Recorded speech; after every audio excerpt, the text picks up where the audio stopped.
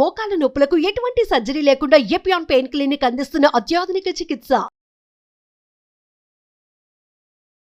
Welcome to Suman TV. So diabetes ఉన్న వారికి ఎక్కువగా మెట్ఫార్మిన్ అనేది రాస్తూ ఉంటారు. సో ఈ మెట్ఫార్మిన్ అనేది డయాబెటీస్ని పూర్తిగా తగ్గిస్తుందా? సో వాడేటప్పుడు ఏమైనా జాగ్రత్తలు తీసుకోవాల్సి ఉంటుందా? దీని గురించి పూర్తి వివరాలు తెలుసుకుందాం. ఈరోజు మనతో పాటు ఉన్నారు ప్రముఖ డయాబెటాలజిస్ట్ డాక్టర్ శివాని పైనేని గారు. డాక్టర్ గారు నమస్తే అండి. నమస్తే అండి. డాక్టర్ గారు, డయాబెటీస్ ఉన్న వాళ్ళు ఖచ్చితంగా మెట్ఫార్మిన్ వాడాలంటారు, అంటే డాక్టర్స్ ప్రిస్క్రైబ్ చేస్తారు ఎలాగో. అసలు షుగర్కి ఏమైనా మెట్ఫార్మిన్ కాకుండా కొత్త మందులు వచ్చాయా? సో అంతేకాకుండా ఈ మెట్ఫార్మిన్ గురించి చాలా డౌట్సే ఉన్నాయి. సో ఫుల్ డీటెయిల్స్ అంటే ఏంటి? ఓకే, మెట్ఫార్మిన్ అనేది చాలా బేసిక్ డ్రగ్. టైప్ 2 డయాబెటీస్లో వాడతాం. మనకు తెలుసు కదా, టైప్ 1లో ట్యాబ్లెట్స్ వాడడం ఓన్లీ ఇన్సులిన్. టైప్ 2 డయాబెటీస్ ఉన్న వాళ్ళకి ఫస్ట్ మనం కంపల్సరీ త్రూ అవుట్ ద అదేమంటారు మెడికేషన్ యూజ్ చేసినంత కాలం మెట్ఫార్మిన్ ఖచ్చితంగా పెడతాం. అది ఎందుకు అని అంటే అది చాలా బేసిక్ డ్రగ్. మామూలుగా టైప్ 2 డయాబెటీస్లో ఏముంటుంది, అసలు ఎలా వస్తుంది టైప్ 2 డయాబెటీస్ అని అంటే, మన బాడీలో ప్యాంక్రియాస్ ఉత్పత్తి చేసే ఇన్సులిన్ని మన ఆర్గన్స్, లివర్ కానివ్వండి, మజిల్స్ కానివ్వండి, అవి సరిగ్గా యూటిలైజ్ చేసుకోలేదన్నమాట ఇన్సులిన్ని. సో దాన్ని ఇన్సులిన్ రెసిస్టెన్స్ అంటాం. సో దాని డిమాండ్ మీట్ అవ్వడానికి ఎక్కువ ఇన్సులిన్ రిలీజ్ అవుతూ ఉంటుంది. ఈ మెట్ఫార్మిన్ ఎలా పనిచేస్తుందంటే, ఈ లివర్ మీద, మజిల్స్ మీద పనిచేసి మన బాడీలో ఉత్పత్తి అయ్యే ఇన్సులిన్ కానివ్వండి, బయట నుంచి ఇచ్చే ఇన్సులిన్ కానివ్వండి, బాగా యూటిలైజ్ చేసుకునేలాగా హెల్ప్ చేస్తుంది అనమాట. అంటే ఇన్సులిన్ రెసిస్టెన్స్ని తగ్గిస్తుంది. సో అది మనం ఇన్సులిన్ ఇచ్చినా, వేరే ఏ ట్యాబ్లెట్స్ ఇచ్చినా, మనకి ఇచ్చే ట్యాబ్లెట్లు డోస్ కూడా తగ్గిస్తుంది అనమాట. ఎందుకంటే ఎంత ఎక్కువ ఇన్సులిన్ రెసిస్టెన్స్ ఉంటే అంత ఎక్కువ ఇన్సులిన్ అవసరం పడుతుంది, వేరే ట్యాబ్లెట్స్ అవసరం పడతాయి. సో ఏ ట్యాబ్లెట్స్ వాడినా ఈ ఇన్సులిన్ రెసిస్టెన్స్ని తగ్గించడానికి ఈ మెట్ఫార్మిన్ అనేది ఖచ్చితంగా వాడతాం. ఓకే. సో కాకపోతే కొన్ని సైడ్ ఎఫెక్ట్స్ ఉన్నాయి. అంటే మామూలుగా పెద్దగా సైడ్ ఎఫెక్ట్స్ ఏం లేవు. కొంతమందికి ఏంటి అని అంటే గ్యాస్ ఇష్యూ కానివ్వండి, లూజ్ మోషన్స్ కానివ్వండి, కడుపులో నొప్పి, ఇట్లాంటివి చిన్నవి కొంతమంది అసలు టాలరేట్ చేయలేరు అనమాట. అలాంటి వాళ్ళకి అవాయిడ్ చేస్తాము. లేదు అని అంటే కంపల్సరీ ఏ మెడికేషన్ ఉన్నా కూడా ఇది మాత్రం ఖచ్చితంగా మెట్ఫార్మిన్ అనేది యూస్ చేస్తాము త్రూ అవుట్ ద ట్రీట్మెంట్. అయితే ఈ మెట్ఫార్మిన్ వాడేటప్పుడు ఏమైనా జాగ్రత్తలు ఉంటాయా? అదే ఇందాక చెప్పినట్టు గ్యాస్ట్రిక్ ఇష్యూ ఇట్లాంటివి ఉంటాయి కాబట్టి యూజువల్ గా మనం మెట్ఫార్మిన్ ఇచ్చినప్పుడు తిన్న తర్వాత వేసుకోమని చెప్తాం. చాలా మందికి డౌట్ ఉంటుంది, మామూలుగా షుగర్ టాబ్లెట్స్ తినే ముందు వేసుకోవాలి అని. ఇది పర్టికులర్ గా ఎందుకు తిన్న తర్వాత వేసుకోమని చెప్తామని అంటే, గ్యాస్ ప్రాబ్లం ఇట్లాంటిది అవాయిడ్ చేయడానికి తిన్న తర్వాత వేసుకోమని చెప్తాం.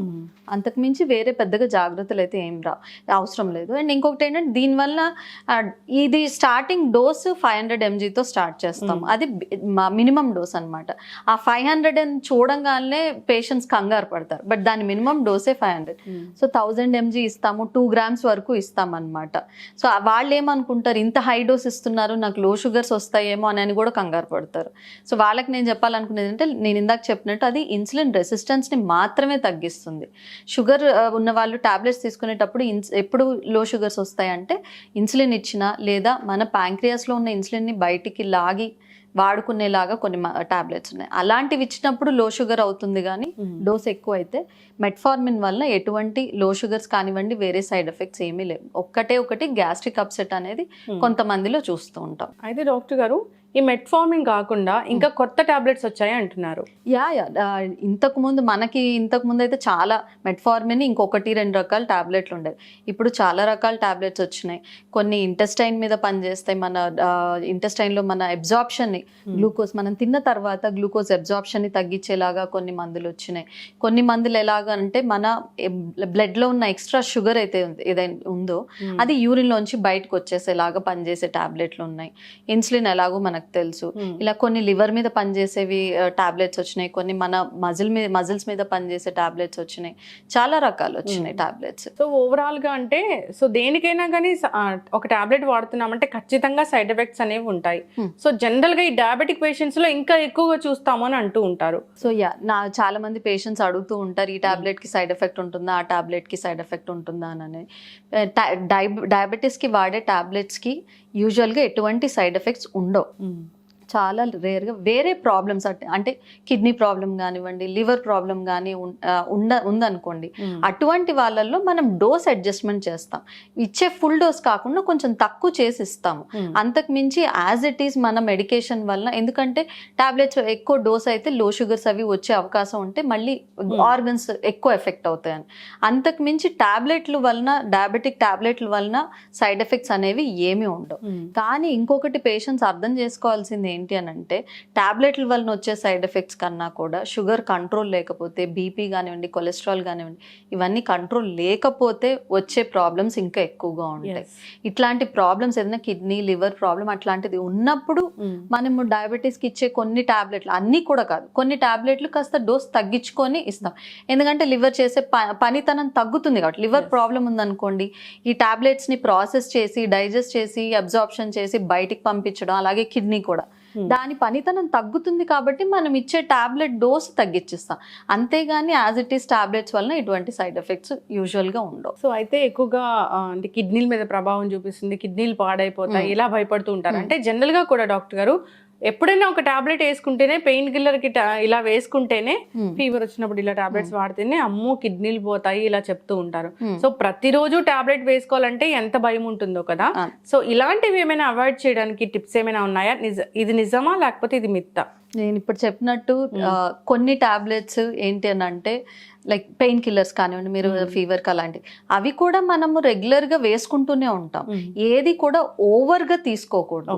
ఓవర్గా తీసుకున్నప్పుడు డెఫినెట్గా ఎఫెక్ట్ ఉంటుంది. కానీ నేను ఇందాక చెప్పినట్టు డయాబెటీస్కి ఉన్న టాబ్లెట్స్కి ఎటువంటి సైడ్ ఎఫెక్ట్స్ లేవు. బట్ డెఫినెట్గా షుగర్ కంట్రోల్ లేకపోతే కిడ్నీ ఎఫెక్ట్ అవుతుంది, లివర్ ఎఫెక్ట్ అవుతుంది, హార్ట్, బ్లడ్ వెజల్స్, కళ్ళు అన్నీ ఎఫెక్ట్ అవుతాయి. వాటిని టెస్ట్ చేసుకొని వాటికి తగ్గట్టు కొన్ని టాబ్లెట్లు వాటికి పాజిటివ్ ఎఫెక్ట్ ఇచ్చేవి కూడా ఉంటాయి. ఇందాక నేను చెప్పిన మా మందులో మొత్తం మరీ 100 కొద్ది లేవు మనకి డయాబెటీస్కి, బట్ 4-5 రకాల టాబ్లెట్స్ ఉన్నాయి. అవి ఏంటంటే కొన్ని కిడ్నీ ప్రాబ్లం ఉన్న వాళ్ళకి పాజిటివ్ ఎఫెక్ట్ చూపించేటట్టు, హార్ట్ ప్రాబ్లం ఉన్న వాళ్ళకి హార్ట్ మీద పాజిటివ్ ఎఫెక్ట్ చూపించేటట్టు ఉంటాయి. సో అందుకని ఖచ్చితంగా మనం ఎప్పటికప్పుడు అన్ని టెస్ట్లు చేయించుకోవడం అనేది చాలా ఇంపార్టెంట్. డోస్ అడ్జస్ట్మెంట్ చేసుకోవాలన్నా కూడా, లేదా ఈ పలానా ప్రాబ్లం ఉంది అంటే దానికి పాజిటివ్గా ఎఫెక్ట్ చూపించే టాబ్లెట్స్ వాడుకోవడం కానివ్వండి. ఇదే తప్ప పెద్దగా జాగ్రత్తలు తీసుకోవాల్సిన అవసరం ఏం లేదు. రెండోది, డాక్టర్ చెప్పినట్టు టైంకి టాబ్లెట్ తీసుకోవడం, ఎంత గ్యాప్లో టాబ్లెట్ తీసుకోవాలి, ఎప్పుడు ఫుడ్ తీసుకోవాలి, ఫుడ్ తిన్న తర్వాత ఏం వేసుకోవాలి, తినే ముందు ఏం వేసుకోవాలి, ఇవి మాత్రం జాగ్రత్తగా పాటించాలి ఖచ్చితంగా డాక్టర్ గారు.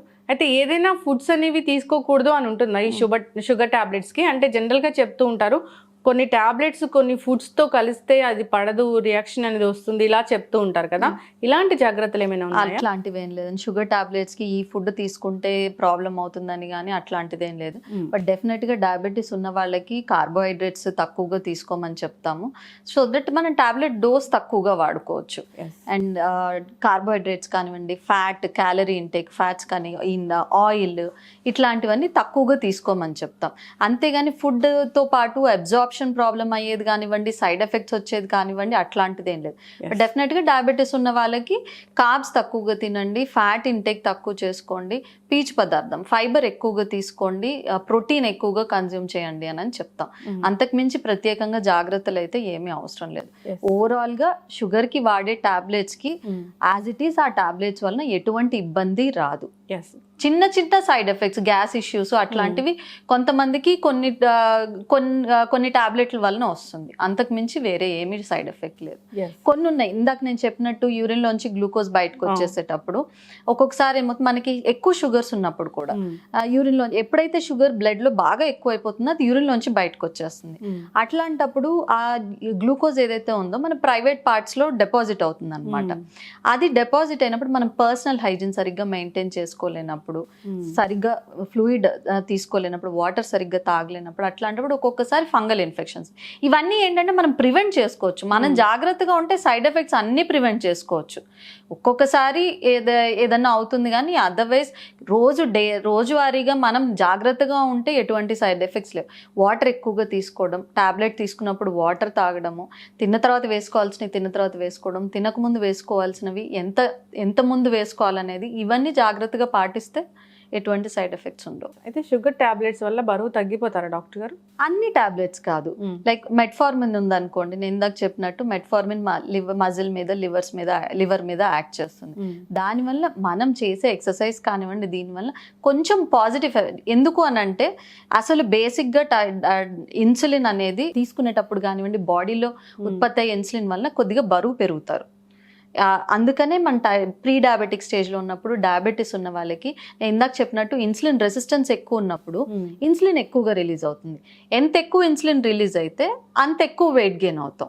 ఎప్పుడైతే ఈ మెట్ఫార్మిన్ ఇస్తామో ఆ ఇన్సులిన్ రెసిస్టెన్స్ తగ్గుతుంది. ఆ ఇన్సులిన్ రెసిస్టెన్స్ తగ్గినప్పుడు ఇన్సులిన్ ఉత్పత్తి కూడా తగ్గుతుంది. దానివల్ల కొంచెం వెయిట్ లాస్ అనేది చూస్తాం మెట్ఫార్మిన్లో. మ్యాజిక్ లాగా కిలోలు తగ్గిపోరు, బట్ ఇందాక నేను యూరిన్లోంచి గ్లూకోజ్ వెళ్ళిపోయేలాగా కొన్ని కిడ్నీ మీద యాక్ట్ చేసే టాబ్లెట్స్ ఉంటాయి. అది గ్లూకోజ్ యూరిన్ నుంచి వెళ్ళిపోతుంది కాబట్టి క్యాలరీ లాస్ అవుతుంది. సో దానివల్ల చాలా ఎక్కువగా మనం వెయిట్ లాస్ అనేది అందరిలో కూడా చూడం. అది కూడా కొంతమందిలో 5 నుంచి 10 కిలోల వరకు కూడా weight loss over period of 6 months అలాగా చూస్తూ ఉంటాం. ఇంకొన్ని ఇంటెస్టైన్ మీద అంటే ఇందాక చెప్పినట్టు టాబ్లెట్స్ ఎలా పనిచేస్తాయంటే మనం తినే కార్బ్స్ ఏదైతే ఉన్నాయో అబ్జార్ప్షన్ ని అవాయిడ్ చేస్తుంది. అట్లాంటి వాటి వలన కూడా కొద్దిగా వెయిట్ లాస్ ఉంటుంది. అంటే అంతేకాని ఏదో టాబ్లెట్లు వేసుకుంటే బక్కగా అయిపోయారు, మరీ నీరసం అయిపోయారు, అట్లాంటివి అయితే ఉండవు. ఖచ్చితంగా డాక్టర్ గారు చాలా చక్కగా చెప్పారండి. సో ఈ షుగర్కి వాడే టాబ్లెట్స్ మీద చాలా మందికి చాలానే డౌట్స్ ఉన్నాయి. సో వాడితే సైడ్ ఎఫెక్ట్స్ వస్తాయా, లేదంటే ఇన్ని రోజులు వాడుతున్నాం కదా, సో ఎలా వాడాలి ఏంటి, ఈ మెట్ఫార్మిన్ గురించి అయితే ఇంకా వందల కొద్ది క్వశ్చన్స్. సో అన్నిటికీ చాలా చక్కటి సమాధానాలు అందించారండి. సో అందరూ కూడా ఫాలో అవ్వాలని కోరుకుందాం. చక్కటి ఇన్ఫర్మేషన్. ధన్యవాదాలు. Thank you.